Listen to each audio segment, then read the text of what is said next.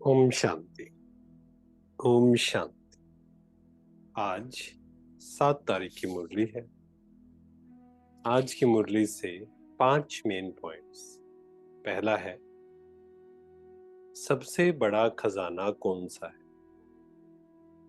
जिससे ही ज्ञान और योग की परख होती।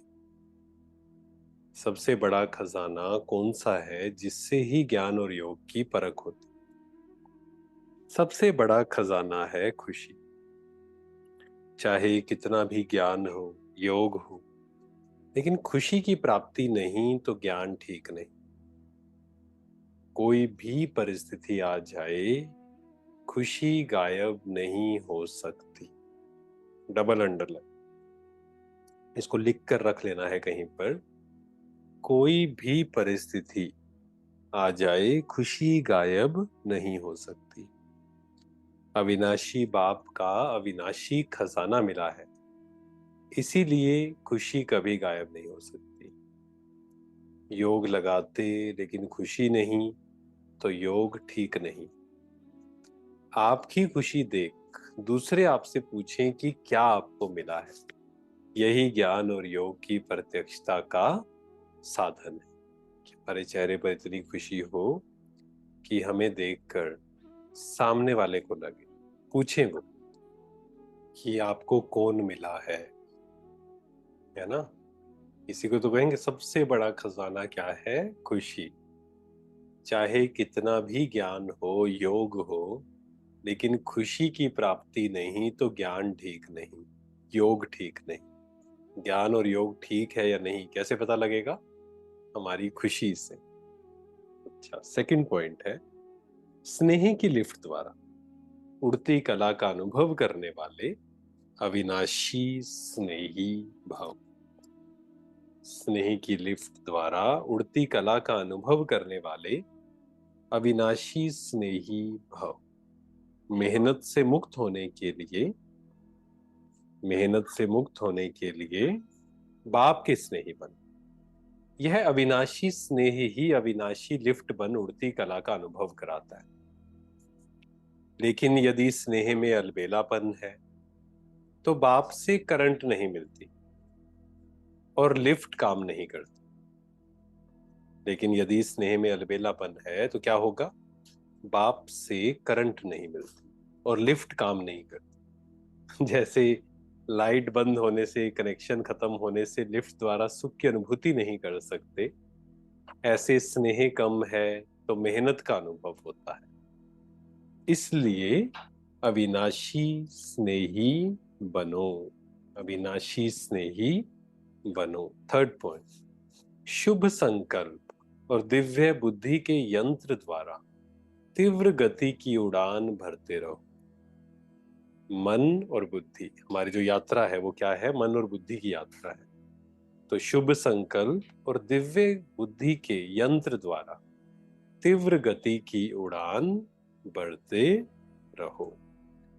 फोर्थ पॉइंट है कि इस लगन के आधार पर विघ्नों की समाप्ति स्वतः हो जाती है।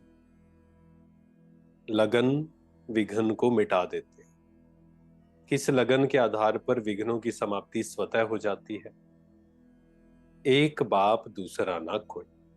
इसी लगन में मगन रहो तो विघ्न टिक नहीं सकता, और विघ्न है तो लगन नहीं। विघ्न भल आए लेकिन उसका प्रभाव ना पड़े।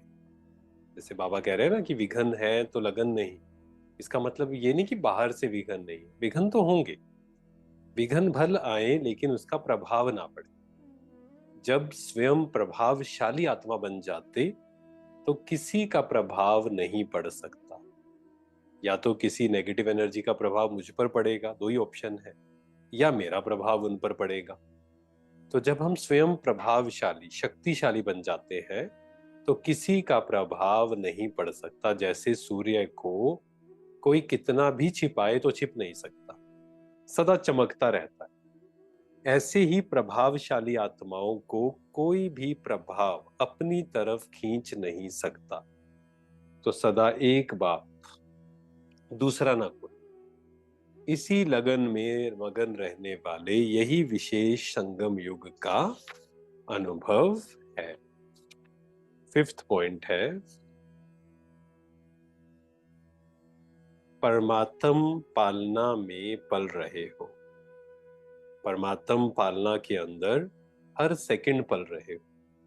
जैसे परम आत्मा ऊंचे ते ऊंचे हैं, तो परमात्म पालना भी कितनी श्रेष्ठ है। और इस परमात्म पालना के पात्र कौन बने और कितने बने हैं? सारे विश्व की आत्माएं बाप कहती हैं, लेकिन पालना और पढ़ाई के पात्र नहीं बनती।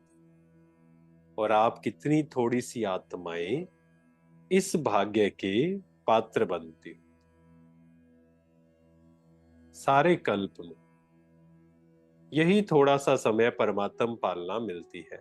दैवी पालना, मानव पालना, ये तो अनेक जन्म मिलती है, लेकिन ये श्रेष्ठ पालना अब नहीं तो कब नहीं। तो ऐसे श्रेष्ठ भाग्य की श्रेष्ठ लकीर सदा अपने मस्तक में चमकते हुए अनुभव करते हो।